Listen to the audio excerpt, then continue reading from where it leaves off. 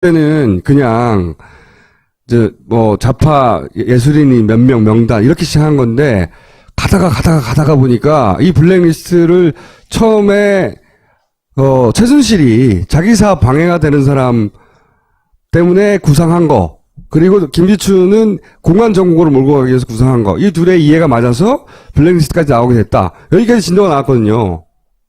거기 진도가 나왔는데 결정적 역할을 하셨는지 모르겠네요.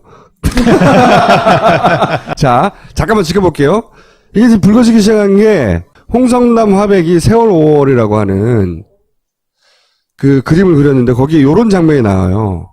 세월호를 담은 거예요. 근데 박근혜 대통령으로 보이는 듯도 하죠? 허수아비. 통찰력이 있는 거죠. 네. 허수아비를 만들었잖아. 그때는 최순실 사태 전이에요. 이게 이제 문제가 됐어요. 크게. 청와대에서 문제 삼은 거예요. 실제로 알고 봤더니. 문제가 돼서 홍성남 화백이 바꾸죠. 닭으로. 대단한 분이야. 그림 위에 다시 덧대요. 그래서 이렇게 만들어요. 얼마나 믿겠어, 이 사람이. 그래서 전민정 수석인 김영환 씨가 남긴 업무 일지, 이 얘기가 많이 등장합니다. 엄청나게. 용어들이 처단, 응징 이런 용어들이 네. 등장하죠. 얼마나 그쪽에서 신경을 썼는지 나오는데, 잠깐 보면, 이제 이게 광주 비엔날레 20주년 전시에 이걸 넣으려고 그랬거든요. 그걸 못 넣어요. 전시할 수 없게 돼요. 없게 되는데, 그때는 몰랐는데, 그 뒤에 박근혜, 김기춘이 있었다는 게 드러난 거예요, 이번에. 잠깐 짚어볼게요. 홍선남 메모가 굉장히 자주 등장합니다. 특히 8월 7일 날은 우병우 팀에게 허수아비 그림, 이게 이제 홍성남 화백이 그린 거예요. 그림을 고발하게 하라. 그리고 실제 8월 8일 고발합니다. 그 외에 계속 홍성담이 등장합니다. 홍성담, 배제 노력, 제재 조치 강구, 사이비 예술과 발 붙이지 못하도록 해야. 실제로 홍성담 화백 집까지 보수단체에서 찾아와서 앞에서 데모하고 네. 난리쳤었어요. 지시 메커니즘에 있는 거죠, 지금. 네? 쭉 돌아가지고 그 보수단체 끝에 가 있는 거예요. 그러니까 김기춘 버튼 누르면 그 끝에 가 있는 거야. 작동하는 사람들이. 그리고 보면 이제 다이빙벨도 등장하고 손석희도 등장합니다. 다이빙벨을 국감장에서 성토하도록 당부해라. 부산영화제에서 나오고 뭐 어쩌고저쩌고 여타 죄책, 이게 무슨 뭘까. 하여튼 다이빙벨하고 홍성담 화백이 계속 등장하고요. 문화예술계의 좌파 각종 책동에 투쟁적으로 대응해야 한다고. 예를 든 게 다이빙벨 파주 김현 의원. 그 세월호. 예. 책동에 투쟁적으로 대응해야 된다고 비서실장 김기춘이 말한 겁니다. 그리고 손석희에 관심이 많아요, 이분이. 그리고 이종인 다이빙벨에, 네. 이상호 기자 다이빙벨 그때 세월호 정국이 아직도 끝나지 않았었기 때문에 끊임없이 관심을 가졌고, 그리고 이제 부산영화제에서 상영이 결국 되죠. 그런데 그 다음부터 극장 잡기가 굉장히 어려워져요. 그것도 김기춘 비서실장이 대관료 등 자금 추적하라 지시를 직접 메모들이 나오죠. 그리고 국감 당시 다이빙벨에 대해서 압박을 하고 새누리당 간사였던 시성범 의원에게 성토하라고 당부했고 실제 성토했어요. 보면은 대관료 자금 어음을 추적하래. 그다음 실체를 폭로하래. 이게 폭로할 실체가 없거든요. 폭로할 실체가 없는데 그 사람 머릿속에서는 그런 거지. 상영될 것을 하라니까 수사하라고. 홍성담 다이빙벨 계속 등장합니다. 그 다음에 이제 영화의 좌파인적 네트워크 파악할 필요가 있다. 이제 블랙리스트하고 이어진 얘기 있는 거죠. 그런 얘기 하고. 반면 이런 것도 등장해요. 영화 국제시장, 애국보수. 투자자가 구하기 힘들다. 문제가 있네. 이걸 장악해서 지원해줄 기관이 있어야 돼. 이런 얘기. 그러니까 청와대가 이쪽은 자기들이 모든 수사를 통해서 수사시키거나 조사하거나 추적하고 이쪽은 어떻게든 지원해주고 돈 줘서 하려고 했었어요. 그게 이제 드러난 거고, 그것이 구체적인 어떤 정책의 입안의 베이스가 되는 리스트가 바로 블랙리스트인 겁니다. 그걸 이제 지금부터 의원님이 설명해 줄 텐데, 의원님이 지금 부드러운 직선이에요, 저게? 밀고 있는 캐치프레이즈가? 제 시집 제목이고 시 제목인데요. 이렇게 쓰고 있습니다.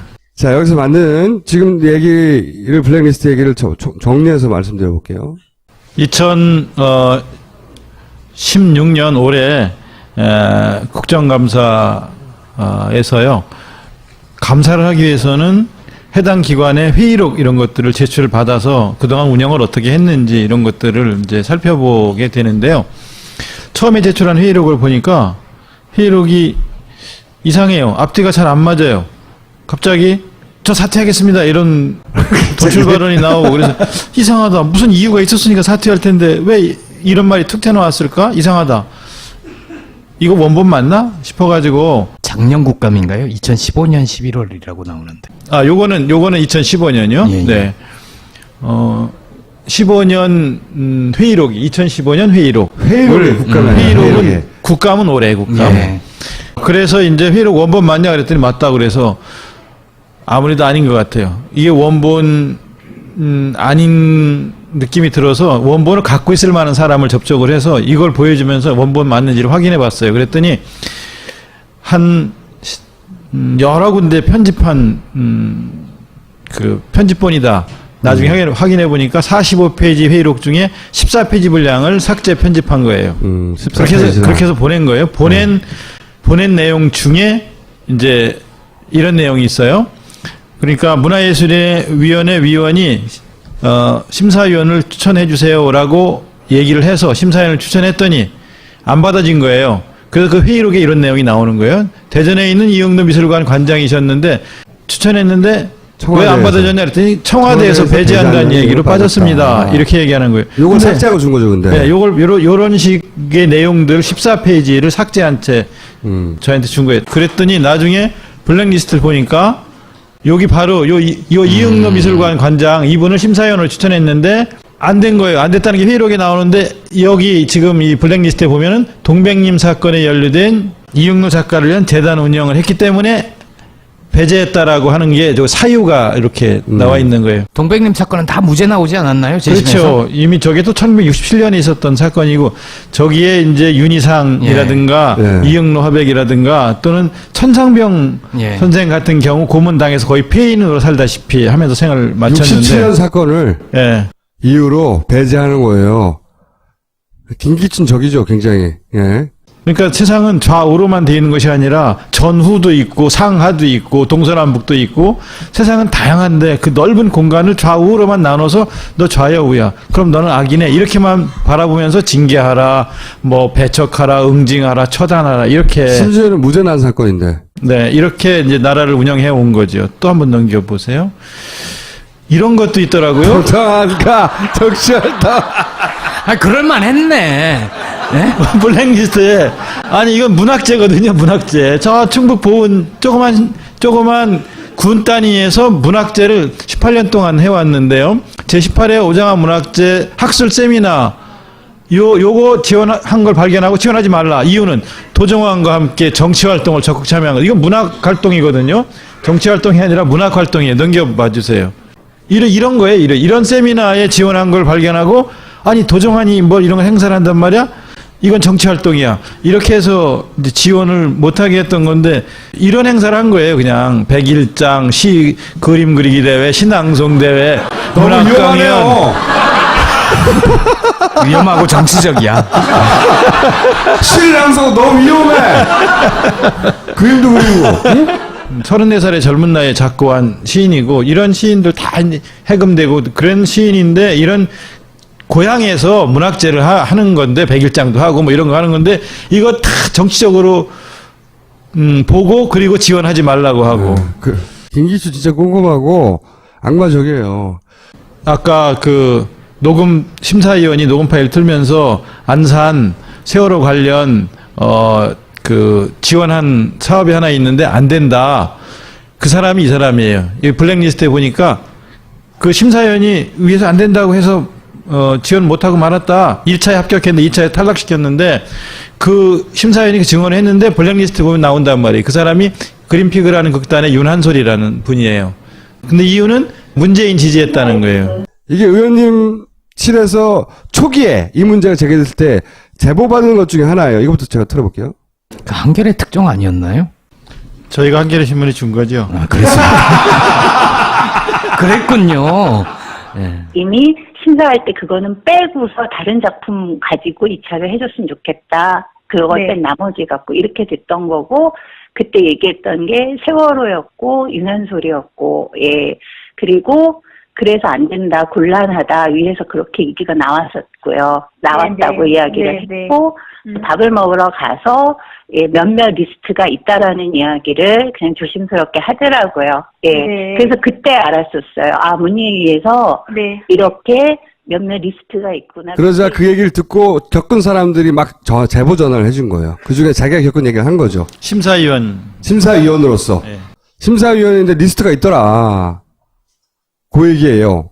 그 위가 어디겠느냐를 이제 계속 국정감사장에서는 추궁을 했는데 2015년에 국감에서도 그랬고 2016년 국감에서도 여기서 이야기하는 위가 어디냐. 근데 올해 회의록을 보니까 올해 문화예술위원회 회의록에 보니까 청와대라는 말이 나와요. 대학로에서 뭐 여러분 잘 아시는 그런 게릴라 극장, 선돌극장, 산울림 소극장, 연우 소극장 뭐 다 여러분 잘 아시는 이명웅 씨가 운영하신 대표로 있는 산울림 소극장 같은 이런 우리나라를 대표하는 극단들인데 매년 심사를 하면 점수가 높게 나와서 당연히 늘 지원을 받던 극단들인데 점수가 낮아져가지고. 심의에서 제외시키거나 안 주거나 이렇게 하기 위해서 여러 가지 이제 위에서 리스트가 내려오는 거예요. 주지 말라. 이유는 문재인 지지했으니까. 이유도 써있네, 자세히. 네. 예. 저런 극단들 이윤택, 이명 우리나라를 대표하는 분들 아닙니까 연극계 그런 분들이 문재인을 지지했다는 이유로 배제시키기 위해서 심사해보면 점수가 높게 나오니까 지원하지 않을 수는 없으니까 어떻게 하냐면 대학로에 있는 극단은 제외 이렇게 하는 거예요. 대학로에 있는 극단은 대학로에 다 있는데, 극단들이. 그러니까 위에서는 지시는 내려오고 지시를 공무원들이 이행을 해야 되고 궁리 끝에 연초에 4월에 심의하지 않고 질질 끌다가 10월경에 지원을 결정하고 그러면 한 해가 다 지나가면 그 지원금 받아서 언제 무대에 작품을 올릴 수 있을지 모르겠는데 그러니까 망가지는 거죠. 연극 지원 사업 자체가 망가지는 것이고 그리고 대학로는 제외 이런 방법을 통해서 이 극단들을 배제시키는 거죠. 어쨌든 위에서 지시는 관철시켜야 되니까. 자, 오늘 또 새로 나온 얘기가 뭡니까? 한강. 소설가 한강도 블랙리스트 들어있는 거예요.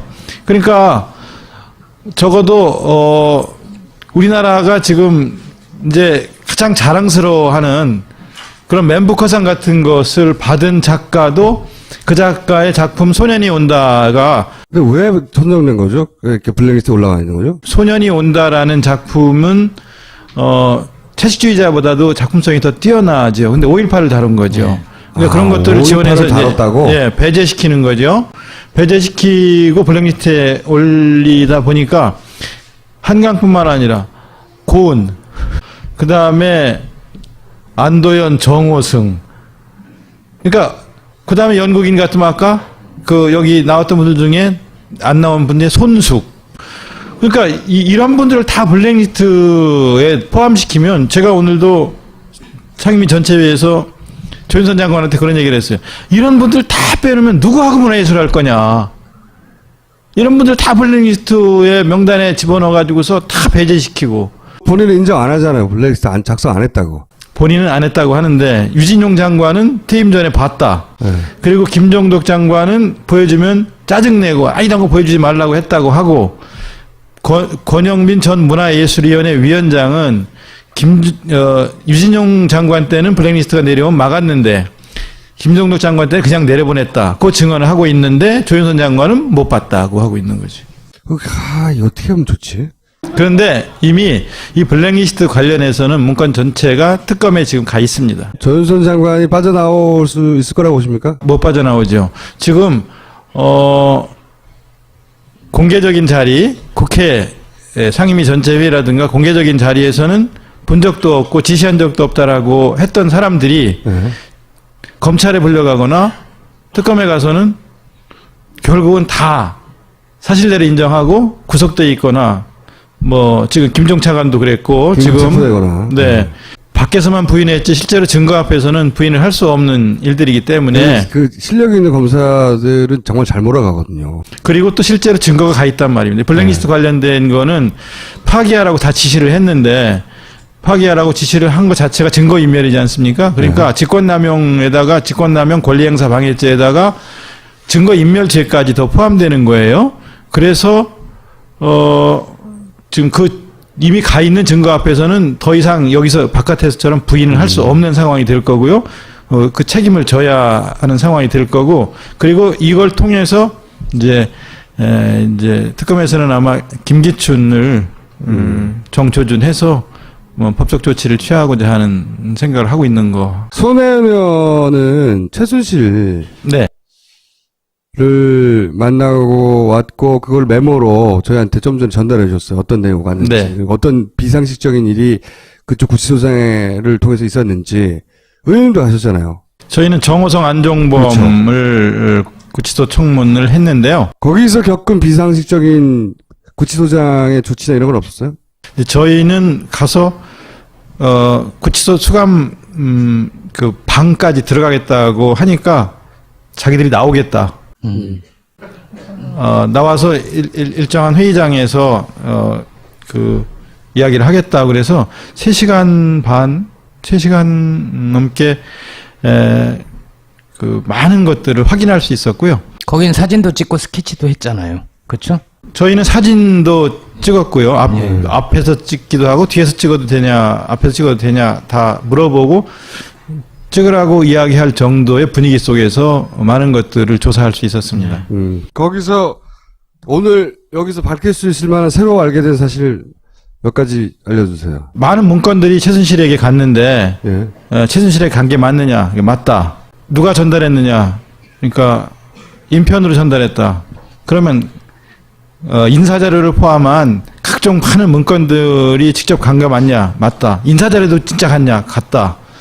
그 다음에 거기서 뭐 어떤 연설 자료 같은 경우에는 밑줄을 그으면서 읽고 이렇게 하고 거기다 표시도 하고 고치기도 하고 한 것들 나중에 받아갖고 올 때 그때 누가 갖고 왔냐? 그것도 인편으로 왔다. 인편으로 갖고 인편으로 왔다. 그 다음에 2013년, 14년은 있고 2016년도 몇 건이 있는데 2015년은 비어있더라. 2015년에도 문건을 갖다 주고 갖고 오고 한 적이 있냐? 있다. 그러니까 우리가 지금까지 확인한 주요 공문서, 인사자료, 그러니까 국정원 기조실장, 2차장, 뭐 무슨 장차관, 뭐 이런 그 인사 발령 내기 전에 최순실한테 미리 이거가 가는 거죠. 가서 어떤 의사를 받아가지고 와서 이제 대통령한테 전달이 되는데 이걸 최순실이 달라고 그랬냐 아니면 대통령이 갖다 주라고 그랬냐 그랬더니 정호성의 대답은 대통령이 갖다 주고 자문을 구해오라고 했다. 이렇게. 안종범을 모른다고 최순실은 부인했어요. 말도 안 되는데. 근데 안종범은 최순실을 안다고 하던가요? 존재는 알았지만 실체는 잘 몰랐다. 이 정도까지인지는 잘 몰랐다. 그 부분은 서로 부인하는구나. 아니 대통령이 모를 수도 있어요. 요렇게 연락을 했을 수가 있어요. 최순실은 박근혜는 안종범. 네. 근데 거꾸로도 이렇게. 안종범은 직접 K스포츠 재단에 전화해요. 그러니까 모른다는 게 말이 안 되는 것 같은데.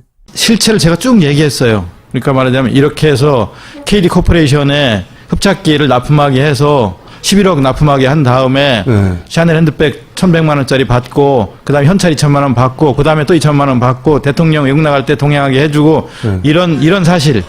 그다음에 KT에 인사 관련 그렇죠. 해서 사람들 둘 심고 광고 담당 광고를 꽂아주고. 68억 따내고 또 현대 광고 62억 따내게 하고 이거 다 플레이그라운드를 통해서 이익을 취하게 하고 이익을 취했고 이것들을 당신은 그 중간중간에 심부름을 했는데 이렇게 해서 사익을 취했다는 걸 아느냐? 그 정도의 실체는 몰랐다고 대답을 한다는 거죠. 그렇게 해먹은 건 몰랐다. 존재는 알았지만. 얼토당토하는 조그마한 업체들을 계속 밀어주는데 스스로 몰랐다는 건 말이 안 되는데 근데 어쨌든 최순실과의 관계는 일관되게 대부분 부인하려고 해요. 그 순간 대통령의 지시를 따른 게 아니라 이런 뇌물죄 정황 속에 들어가니까 그런 것 같아요. 아마도. 그죠?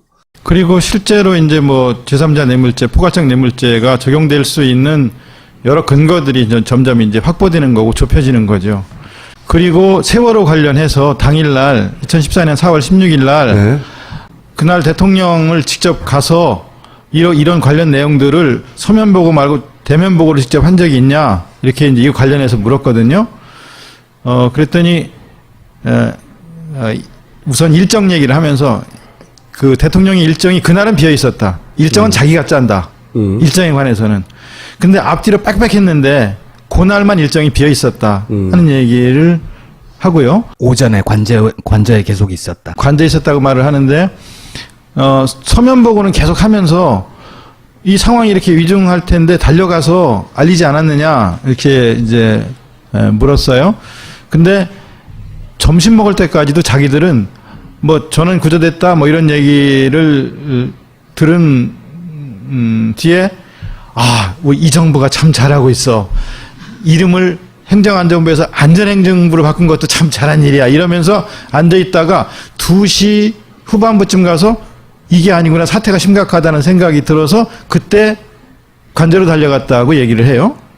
관저로 달려가서 직접 전달했냐? 말을 했냐? 라고 물으니까 처음에는 했다고 그랬다가 나중에 봤냐? 그랬더니 직접 했는지 인터폰으로 말을 했는지 지금 약간 명확하지 않다. 혼돈이 됩니다. 이렇게 대답을 해서 말을 좀 바꿨고요. 그리고 그 다음에 미용사는 직접 불렀냐 그랬더니 자기가 직접 오라고 지시했습니다. 이렇게 얘기를 해요. 그러니까 오전 부분은 역시 그냥 공백으로 남아 있는 겁니다. 2시 후반부에 상황 위중해서 불렀다는 것도 말이 안 되는 게요. 청와대는 해경으로부터 직접 보고받았기 때문에 10시 반인가에 이미 알았어요. 그렇죠. 그게 오보였다는 예. 것도 이미 다 알고 알았죠. 있었어요. 근데 이 대답도 사실은 그날에 한해서는 짜여진 대답인 거죠. 몰랐고, 왜냐면 청와대 이것이 팩트입니다라고 공식적으로 해명했던 거 있잖아요. 자기들이. 거기에 기준한 답변이거든요. 여전히. 거기에 기준한 답변을 하면서 10시에서 10시 30분 사이에 여러 가지 조치를 취한 바 있어서 대통령은 왜 더 잘하지 못했냐라고 하는 거에 대해서 할 말이 없지만 잘못한 게 없다는 쪽의 답변을 하는 걸 그러니까요. 보면서 그렇게 지시한 것이 통신기록에, 해경과 청와대 통신기록에 나오지 않는다. 예. 그렇죠. 통신기록이 있으면 근거를 대봐라. 그리고 샅샅이 뒤져서 낙오자가 없도록, 선실을 샅샅이 뒤져서 낙오자가 없도록 해라라고 특공대를 했다는 투입하라는 건데, 거예요. 특공대 투입. 그런데 그런 말도 없고. 그런 말 그러게. 자체도 생각해 보세요. 말이 안 되는 게 다 찾고 난 뒤에 아직도 못 찾은 사람이 있으면 샅샅이 뒤져라 그러면 말이 되지만 300명이 넘는 사람들이 아직 못 나오고 있는 상황에서 샅샅이 뒤져서 다 낙오자가 없도록 해라라고 지시했다는 것 자체는 상황을 제대로 인식하지 못하고 있다는 거의 반증이기도 하고요. 말도 만들어낸 거예요, 나중에. 예. 특동에 투쟁적으로 대응해야 된다고 비서실장 김기춘이 말한 겁니다. 그리고 손석희에 관심이 많아요, 이분이. 그리고 이종인 다이빙벨에 이상호 기자 다이빙벨 그때 세월호 정국이 아직도 끝나지 않았었기 때문에 끊임없이 관심을 가졌고, 그리고 이제 부산영화제에서 상영이 결국 되죠. 그런데 그 다음부터 영화관 극장 잡기가 굉장히 어려워져요. 그것도 김기춘 비서실장이 대관료 등 자금 추적하라 지시를 직접 내려 메모들이 나오죠. 그리고 국감 당시 다이빙벨에 대해서 압박을 하고 새누리당 간사였던 시성범 의원에게 성토하라고 당부했고 실제 성토했어요. 보면은 대관료 자금 어음을 추적하래. 그다음 실체를 폭로하래. 이게 폭로할 실체가 없거든요. 폭로할 실체가 없는데 그 사람 머릿속에서는 그런 거지. 상영될 것을 하라니까 수사하라고. 홍성담 다이빙벨 계속 등장합니다. 그 다음에 이제 영화의 자파인적 네트워크 파악할 필요가 있다. 이제 블랙리스트하고 이어진 얘기 있는 거죠. 그런 얘기 하고. 반면 이런 것도 등장해요. 영화 국제시장, 애국보수. 투자자가 구하기 힘들다. 문제가 있네. 이걸 장악해서 지원해줄 기관이 있어야 돼. 이런 얘기. 그러니까 청와대가 이쪽은 자기들이 모든 수사를 넣어서 수사시키거나 조사하거나 추적하고 이쪽은 어떻게든 지원해주고 돈 줘서 하려고 했었어요. 그게 이제 드러난 거고, 그것이 구체적인 어떤 정책의 입안의 베이스가 되는 리스트가 바로 을 삭제 편집한 거예요. 14페이지나. 그렇게 해서 보낸 거예요. 보낸 내용 중에 이제 이런 내용이 있어요.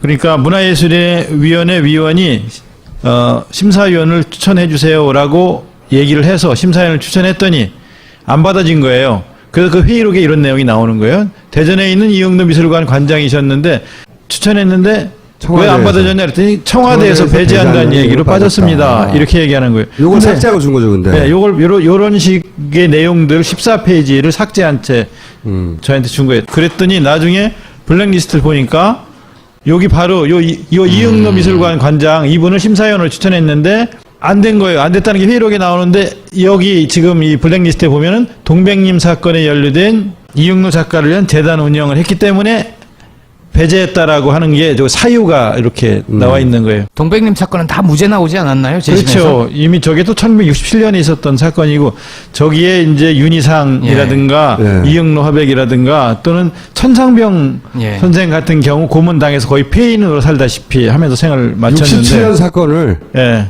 이유로 배제하는 거예요. 김기춘 적이죠, 굉장히. 예. 그러니까 세상은 좌우로만 돼 있는 것이 아니라 전후도 있고 상하도 있고 동서남북도 있고 세상은 다양한데 그 넓은 공간을 좌우로만 나눠서 너 좌야 우야 그럼 너는 악이네 이렇게만 바라보면서 징계하라 뭐 배척하라 응징하라 처단하라 이렇게 심지어는 무죄 난 사건인데. 네 이렇게 이제 나라를 운영해 온 거죠. 블랙리스트인 겁니다. 그걸 이제 지금부터 의원님이 설명해 줄 텐데, 의원님이 지금 부드러운 직선이에요, 저게? 밀고 있는 캐치프레이즈가? 제 시집 제목이고 시 제목인데요. 이렇게 쓰고 있습니다. 자, 여기서 맞는 지금 얘기를, 블랙리스트 얘기를 정리해서 말씀드려 볼게요. 2016년 올해 국정감사에서요. 감사를 하기 위해서는 해당 기관의 회의록 이런 것들을 제출을 받아서 그동안 운영을 어떻게 했는지 이런 것들을 이제 살펴보게 되는데요. 처음에 제출한 회의록을 보니까 회의록이 이상해요. 앞뒤가 잘 안 맞아요. 갑자기 저 사퇴하겠습니다 이런 도출 발언이 나오고 그래서 이상하다. 무슨 이유가 있었으니까 사퇴할 텐데 왜 이런 말이 툭 튀어나왔을까? 이상하다. 이거 원본 맞나? 싶어가지고 작년 국감인가요? 2015년 11월이라고 나오는데. 요거는 2015년이요? 예, 예. 네. 15년 회의록이 2015년 회의록. 회의록이 국감이에요. 회의록은 회의록에. 국감은 올해 국감. 예. 그래서 이제 회의록 원본 맞냐 그랬더니 맞다 그래서 아무래도 아닌 것 같아요. 이게 원본 아닌 느낌이 들어서 원본을 갖고 있을 만한 사람을 접촉을 해서 이걸 보여주면서 원본 맞는지를 확인해 봤어요. 그랬더니 한 여러 군데 편집한 그 편집본이다. 나중에 확인해 보니까 45페이지 회의록 중에 14페이지 분량 이게 많이 등장합니다. 엄청나게. 용어들이 처단, 응징 이런 용어들이 네. 등장하죠. 얼마나 그쪽에서 신경을 썼는지 나오는데, 잠깐 보면, 이제 이게 광주 비엔날레 20주년 전시에 이걸 넣으려고 그랬거든요. 그걸 못 넣어요. 전시할 수 없게 돼요. 없게 되는데, 그때는 몰랐는데, 그 뒤에 박근혜, 김기춘이 있었다는 게 드러난 거예요, 이번에. 잠깐 짚어볼게요. 홍선남 메모가 굉장히 자주 등장합니다. 특히 8월 7일 날은 우병우 팀에게 허수아비 그림, 이게 이제 홍성남 화백이 그린 거예요. 그림을 고발하게 하라. 그리고 실제 8월 8일 고발합니다. 그 외에 계속 홍성담이 등장합니다. 홍성담, 배제 노력. 배제 노력, 제재 조치 강구, 사이비 예술과 발 붙이지 못하도록 해야. 실제로 홍성담 화백 집까지 보수단체에서 찾아와서 앞에서 데모하고 네. 난리쳤었어요. 지시 메커니즘에 있는 거죠, 지금. 네? 쭉 돌아가지고, 그 보수단체 끝에 가 있는 거예요. 그러니까, 김기춘 버튼 누르면 그 끝에 가 있는 거야. 작동하는 사람들이. 그리고 보면, 이제, 다이빙벨도 등장하고, 손석희도 등장합니다. 다이빙벨을 국감장에서 성토하도록 당부해라. 부산영화제에서 나오고 뭐 어쩌고저쩌고 여타 죄책 이게 무슨 뭘까? 하여튼 다이빙벨하고 홍성담 화백이 계속 등장하고요. 문화예술계의 좌파 각종 책동에 투쟁적으로 대응해야 한다고. 예를 든 게 다이빙벨 파주 김현 의원. 그 세월호 큰 건이었어요. 그죠? 점점 더 커지고 있는데. 요 건으로 특검에서는 이제 김기춘을 정조준하고 있는 거죠. 그렇죠. 그때는 그냥 이제 뭐 좌파 예술인이 몇 명 명단 이렇게 시작한 건데 가다가 보니까 이 블랙리스트를 처음에 최순실이 자기 사업 방해가 되는 사람 때문에 구상한 거 그리고 김기춘은 공안 정국으로 몰고 가기 위해서 구성한 거. 이 둘의 이해가 맞아서 블랙리스트까지 나오게 됐다. 여기까지 진도가 나왔거든요. 거기 진도가 나왔는데 결정적 역할을 하셨는지 모르겠네요. 자, 잠깐만 지켜볼게요. 이게 지금 불거지기 시작한 게 홍성남 화백이 세월 5월이라고 하는 그 그림을 그렸는데 거기에 요런 장면이 나와요. 세월호를 담은 거예요. 근데 박근혜 대통령으로 보이는 듯도 하죠? 허수아비. 통찰력 있는 거죠. 네. 허수아비를 만들었잖아. 그때는 최순실 사태 전이에요. 이게 이제 문제가 됐어요. 크게. 청와대에서 문제 삼은 거예요. 실제로 알고 봤더니. 문제가 돼서 홍성남 화백이 바꾸죠. 닭으로.